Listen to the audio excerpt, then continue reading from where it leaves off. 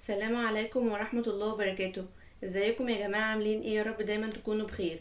النهاردة جاية لكم بفيديو جديد وروتين جديد، اتمنى يعجبكم وتقولوا لي ايه رأيكم فيه، واكون كده بشجعكم وبحفزكم معايا لشغل البيت، واتمنى كده اكون خفيفة على قلبكم وتكونوا بتحبوني ومش بتزهقوا مني. بعمل معاكم روتينات نتشجع مع بعض. اي حد كسلان كده زيي انا قمت اشجع نفسي. ما ينفعش يا جماعة نسيب نفسنا للكسل، الكسل بيجيب كسل. لازم كده نشتغل في بيتنا ومش هنكسل. الحركة طبعا معروفة ان الحركة حلوة. اول حاجة كده انا صحيت من النوم بدري، يعني طبعا اول حاجة بنعملها ندخل الحمام نتوضى ونغسل وشنا. انا قلت بقى ايه قبل ما اتوضى؟ انا قلت اغسل الحوض عشان يبقى معايا على طول نضيف. يعني بحب كده قبل ما اتوضى الصبح اغسل معايا الحوض عشان يبقى نضيف على طول. كده كل ما تدخلي الحمام الصبح اغسليه معاكي، وبعد كده بقى ايه نتوضى ويكون بقى الحمام اتظبط بقى شوية وكده. فانا بقى كنت خلصت الحمام وبعد كده بقى دخلت المطبخ عشان افطر. طبعا انا ما بحبش الصراحه اول ما اقوم افطر على طول، لازم احرك نفسي في اي حاجه، اشتغل في اي حاجه في الشقه وبعد كده بقى ادخل افطر. فالنهارده انا ما حبيتش بقى افطر عيش وكده، ففطرت حاجه بسيطه. يعني طلعت بولة رز بلبن كنت عاملاه معاكم. طبعا اللي ما شافش الرز بلبن فايته كتير، هبقى اسيب لكم اللينك بتاع الرز بلبن في صندوق الوصف. فطرت بقى وقعدت شويه بقى قدام التلفزيون وكده وظبطت، وجا بقى ايه العصر وقت ميعاد الغدا. فدخلت بقى المطبخ احضر الغدا. سخنت ميه وحطيت فيها ورق لورا وطماطم وبصل وفلفل. انا الطريقه دي هعمل بيها فراخ مشويه، بس ايه جامده جدا. اتمنى تجربوها وهتدعوا لي. بجد حلوه، انا اول مره اجربها بس عجبتني قوي. طبعا بقى لما حطيت بقى الخضار الطماطم والبصل والفلفل وكمان حطيت توم، حطيت معلقه توم.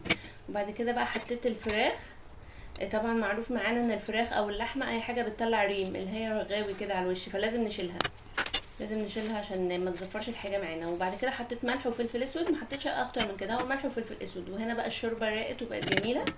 هسيبها بقى ايه تستوي نص سوا، مش عايزاها سوا كامل، تستوي بس نص سوا. وبعد كده بقى جبت طاسه وحطيت فيها زيت وسمنه والبصل، وقعدت كده اشوح البصل.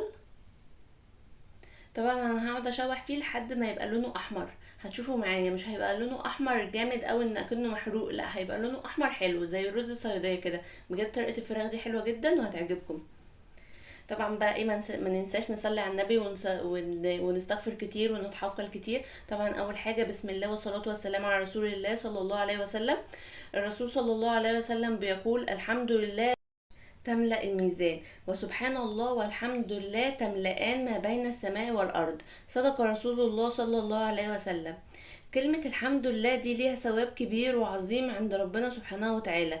الحمد لله بتبدأ بها سورة الفاتحة، يعني أول ما بتفتح المصحف على طول الحمد لله رب العالمين. وأيضا بيختم بها دعاء أهل الجنة، واخر دعواهم الحمد لله رب العالمين. من عظيم قدرها عند ربنا سبحانه وتعالى، وسبحان الله والحمد لله بتملأان بين السماء والارض.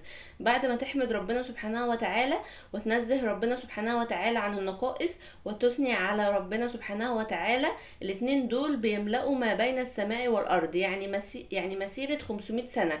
بس قدرهم وعظمتهم اللي هي سبحان الله والحمد لله.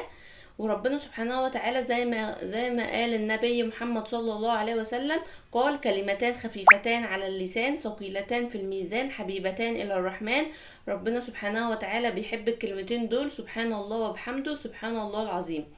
دايما الحمد لما بيقرن بالثناء بيزداد عظمة الكلمة وثواب الكلمة. فكلمة الحمد لله دي قدرها كبير جدا، وهي بتملي ميزان العبد يوم القيامة. فاحنا دايما لازم نحمد ربنا على كل حال، ولازم نكون مؤمنين بيها ونعوذ بالله سبحانه وتعالى من حال اهل النار. ونحمد ربنا سبحانه وتعالى على كل حال وعلى كل وضع ربنا سبحانه وتعالى رزقنا بيه.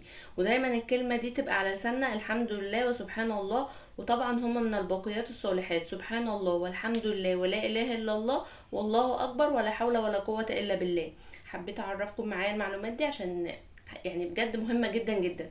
نرجع بقى لروتيننا. زي ما شفتوا بقى البصل احمرت، بقت لونها احمر كده زي الرز الصيادية. بعد كده حطيت عليها الشوربة، وبعد كده حطيت عليها الفراخ المستوية نص سوا، واغطيها بقى واسيبها تكمل سواها. وبعد كده بقى لما الصوص يتشرب شويه هكون مسخنه الفرن على اعلى درجه حراره وهدخلها الفرن، هتنشف بقى وتبقى تحفه. انا هنا بقى كنت بعمل الفاصوليا. طبعا انا على طول لما بيبقى مش معايا بصل كتير ما بحبش احطه في الكبه. يعني انا بقول لسه هشغل الكبه عشان كام بصلايه، فزي ما شفتوا كده بحب اقطعها على ايديا. انا متعوده الصراحه الحته دي من ماما حبيبتي، هي على طول يعني لما بيبقى معاها بصلايه او اتنين، يعني ما بنشغلش الكبه، بتعملها كده على ايديها، فانا اتعلمتها منها. هنا بقى انا حطيت زيت وسمنه، يعني انا بحط سمنه كتير ونقطه زيت، وبعد كده نزلت عليها البصله، قعدت احمر فيها كويس كده يعني تتشوح، يعني البصله ما بتاخدش لون معايا. انا صراحة بقى بحب الخضار بتاع بسمة، يعني بحس ان هو بينجز معايا قوي وبيوفر لي وقت، يعني ببقى مستعجلة فاقوم كده ايه واعمل بقى سريع سريع. هي دي بسمة، خضارها حلو الصراحة وبيبقى طعمه حلو. فانا صراحة بحب اجيب كل الخضار من عندها وبينجز معايا في الوقت، عشان على طول يعني معروفة بقى اللي بيبقى معاه نونو وكده بيبقى مزنوق في الوقت، فبنحب ننجز. طبعا بقى لما البصلة اتشوحت طبعا لازم تحطي توم، يعني طبعا هتحطي توم، التوم الصحيح بتاعنا بندقه كده في الهون وبنحطه. طبعا انا مش بعرف احط التوم عشان جوزي ما بيحبش الطبيخ بالتوم.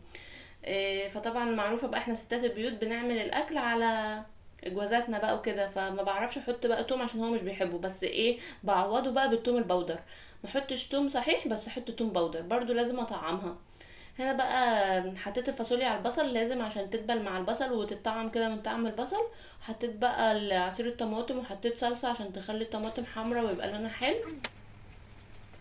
وبعد كده بقى حطيت معلقة سكر عشان السكر يعدل حموضة الطماطم، وحطيت معلقة ملح وحطيت نص معلقة فلفل اسود. وكمان بقى حطيت بصل بودر وتوم بودر زي ما قلت لكم، بضحك عليه بقى واحط بقى توم بودر. الصراحه مش بيحس بطعم التوم بودر، بس لو حطيت توم صحيح يا ربي التوم بيحس بيه بسرعه قوي ومش بيحب هو التوم.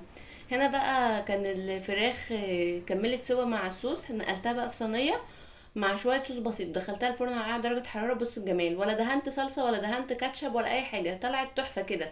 يا دوب بس سخنت الفرن وبس كده. ده كان غدانا النهارده والفراخ كانت تحفه، اتمنى تجربوها والله هتدعولي، طعمها تحفه جدا جدا.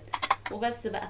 وكمان بعد الغدا عملت عصير جوافه حلو جدا، وحطيت عليها عصير ليمون، بجد جوافه مع عصير ليمون تحفه. ما تنسينيش بقى في اللايك والاشتراك وتفعيل زر الجرس ليصلكم مني كل فيديو جديد.